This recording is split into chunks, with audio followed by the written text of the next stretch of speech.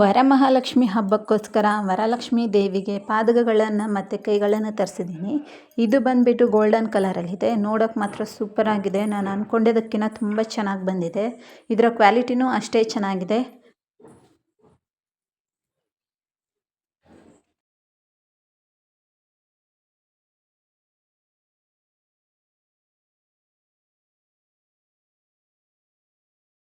ಇದನ್ನ ನಾವು ವರಮಹಾಲಕ್ಷ್ಮಿ ಹಬ್ಬಕ್ಕಷ್ಟೇ ಅಲ್ಲದೆ ದೀಪಾವಳಿ ಲಕ್ಷ್ಮೀ ದೇವರಿಗೂ ಹಾಕ್ಬೋದು.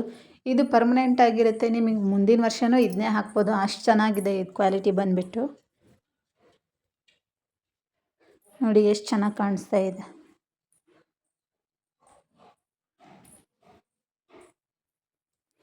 ಅದರ ಕೈಗಳು ನೋಡಿ, ಸೇಮ್ ದೇವ್ರು ಬಂದು ಆಶೀರ್ವಾದ ಮಾಡ್ದಂಗಿದೆ.